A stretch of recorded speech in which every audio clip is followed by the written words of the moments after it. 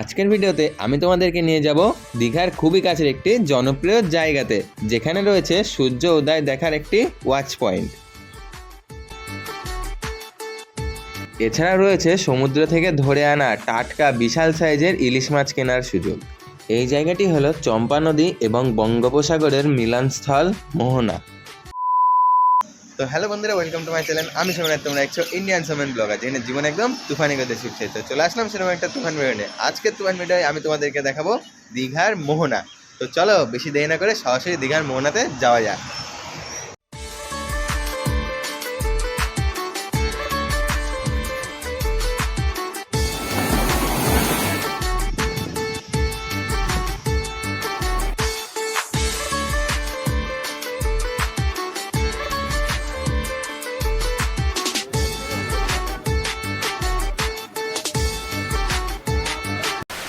তো ফাইনালি কিন্তু অনেকটা ঝড়ঝাপটা পেরোনোর পরে কিন্তু আমরা এখন পৌঁছে গিয়েছি মোহনাতে। দেখতে পাচ্ছি আর পেছনে কিন্তু কি সুন্দর সমুদ্রে কিন্তু ঢেউ আছে, আর এখানটা পুরো বালি আর বালি, আর পরে কিন্তু সমুদ্র। আমরা ওখানেও যাবো, আর এখানে দেখতে তো ঘোড়া বাঁধা আছে, ঘোড়ার পিঠে ওঠা যায় নাকি আমরা দেখবো। তো চলো এই মোহনায় কী কী আছে, আর হেবি সুন্দর লাগছে। মানে এইখানটায় প্রথমে জল, তারপরে আবার হচ্ছে চর হয়ে আছে, মানে বালি হয়ে আছে, তারপরে কিন্তু আবার একটা হচ্ছে মানে সমুদ্র আছে। তো সেগুলো সবই তোমাদেরকে দেখাবো। আর এটা শুনছিলাম যে বালি নাকি একটু পরে কিন্তু ঢাকা পড়ে যাবে, মানে যখন জল বাড়বে এই চরটা কিন্তু ঢাকা পড়ে যাবে, আবার যখন জল কমে যায় তখন আবার চরে কিন্তু যাওয়া যায়।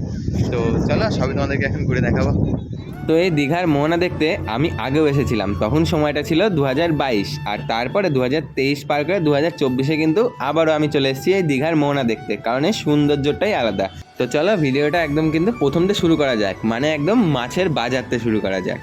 তো তোমাদের যদি এই মোহনার প্রাকৃতিক সৌন্দর্য দেখতে হয়, তাহলে কিন্তু এই মাছের বাজারের মধ্যে দিয়ে তোমাকে কিন্তু যেতে হবে। আর এই মাছের বাজারে কিন্তু নানা ধরনের সামুদ্রিক মাছ তোমরা পেয়ে যাবে। যেমন কিন্তু এখানে দেখতে হবে শুটকি মাছ, পাবদা মাছ, ইলিশ মাছ, চিংড়ি মাছ, এরকম নানান ধরনের কিন্তু প্রচুর রকমের মাছ তোমরা এখানে পেয়ে যাবে।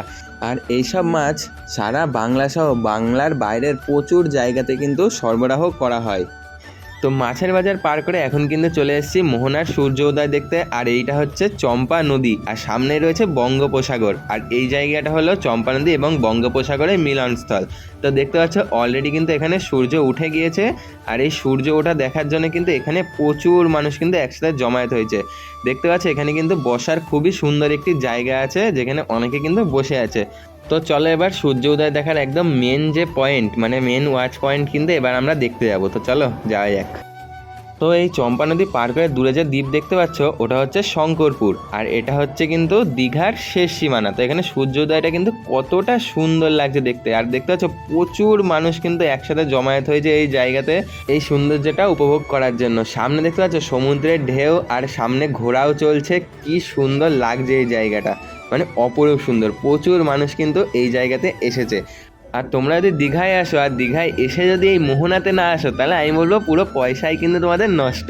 কারণ এই জায়গাটা এতটা অপরূপ সুন্দর দেখতে, মানে দীঘা যতটা সুন্দর এই জায়গাটাও কিন্তু ততটাই সুন্দর। তো চলো এই জায়গাটা তো দেখে নিলে, এবার তোমাদেরকে দেখাবো কিন্তু একদম সামনের, মানে একদম দীঘার লাস্ট যে সীমানা, মানে সূর্যোদয় দেখার ওয়াচ পয়েন্ট, সেখানে আমরা যাব।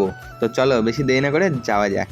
তো একটু আগে আমরা এই জায়গায় দাঁড়িয়ে কিছু ফটো তুললাম, আর তারপরে দেখি হঠাৎ করে ওয়েদারটা পুরো চেঞ্জ হয়ে গেল। মানে একটু আগে সূর্য ছিল আর সেটা উদা হয়ে গেল, মানে পুরো কুয়াশার মধ্যে কিন্তু পুরো ঢাকা পড়ে গেল। আর দেখতে পাচ্ছ আস্তে আস্তে কিন্তু জল বেড়েই যাচ্ছে, একটু পরে কিন্তু এখানে উঠে আসবে। আর এই সাইডটা দেখে একটু আগে বালি ছিল কিন্তু, আর এখন প্রায় জলে ভরে গেছে। যাই হোক, টোটাল ব্যাপারটা দেখতে কিন্তু অসাধারণ লাগছে। আর এই সাইডে ত্রিভুজ আকৃতির যে পাথরগুলো দেওয়া আছে না, এর মধ্যে কিন্তু প্রচুর কাঁকড়া আছে। আমরা কিন্তু একটু পরে ধরার চেষ্টা করবো, যদি ধরতে পারি তাহলে কিন্তু তোমাদের দেখাবো। আর দেখতে পাচ্ছ ঢেউগুলো কিন্তু দেখতে কত সুন্দর লাগছে। এই যে এই দাঁড়াও কিন্তু একটু আগে কাঁকড়া ধরার চেষ্টা করছিল। তো অনেকটা সময় হাঁটার পরে ফাইনালি কিন্তু আমরা পৌঁছে গিয়েছি একদম দীঘার শেষ সীমানায়, মানে সূর্য দেখার যে ওয়াচ পয়েন্ট, ঠিক সেই জায়গাতে। আর এখানে দেখতে পাচ্ছ একটা কাকা কিন্তু হচ্ছে নাচ করছে, মানে রিল বানাচ্ছে। হাসলে গালে ये दिन न मिलेंगे कल। এই জায়গাটাতে কিন্তু একটু আগে এতটা জল ছিল না, মানে 10-15 মিনিটের মধ্যে কিন্তু জল একদম বিশাল পরিমাণে বেড়ে গিয়েছে। কতটা সুন্দর দেখে এই জায়গাটা। আর এই জায়গার মধ্যে কিন্তু প্রচুর কাঁকড়া আছে। আমি একটু পরে কিন্তু ধরার চেষ্টা করবো, আর ধরতে পারলে কিন্তু তোমাদেরকেও দেখাবো। আজকে এখানে এসে আমার কিন্তু খুব দারুণ লাগছে, মানে অনেক দিন পর কিন্তু এখানে এসে সূর্যোদয় দেখলাম। এই জায়গাতে সূর্যোদয় দেখার একটা ফিলই আলাদা, মানে সমুদ্রের ঢেউ আর তার সাথে সূর্যোদয় দেখার সূর্যোদয় তো প্রায় প্রত্যেক দিনই আমরা দেখতে পাই, কিন্তু এইখানে দাঁড়িয়ে সূর্যোদয় দেখার ফিলটাই আলাদা। আর ওই দূরে দেখতে পাচ্ছ আস্তে আস্তে কিন্তু জল বেড়ে যাচ্ছে, এখনও কিন্তু প্রচুর লোক আছে। আর ওই জায়গাটা একটুও কিন্তু বালি ছিল, আর এরকমভাবে কিন্তু ঢেউয়ের সাথে সাথে আস্তে আস্তে জল আসছে, আর একটু পরে কিন্তু এই জায়গাটা একদম জলে পুরো ঢেকে যাবে। তাহলে তার আগে কিন্তু কিছু কাঁকড়া ধরে নিই আমরা, যেটা তোমাদেরকে একটু আগে বলেছিলাম। তারপর আমরা কাঁকড়াগুলোকে আবার ছেড়েও দেবো। তো মোহনা এসে অনেকটা দৌড়াদৌড়ি করার পরে অবশ্যই একটা কাঁকড়া কিন্তু ধরতে পেরেছি, একদম বাচ্চা ছোট্ট কাঁকড়া। চলো তোমাদেরকে দেখাচ্ছি, দাঁড়াও। তো এই যে ফাইনালি ধরতে পেরেছি সেই কাঁকড়াটাকে, আর এই যে সেই কাঁকড়া একদম কিন্তু ছোট্ট বাচ্চা কাঁকড়া। তো এবার কিন্তু এই কাঁকড়াটাকে আমরা ছেড়ে দেবো আর ধরবো কিন্তু বিশাল সাইজের কাঁকড়া। ওই যে আগে পাথর দেখিয়েছিলাম, সেই পাথরের মধ্যে কিন্তু প্রচুর কাঁকড়া আছে। তো চলো এবার আমরা বড় কাঁকড়া ধরবো।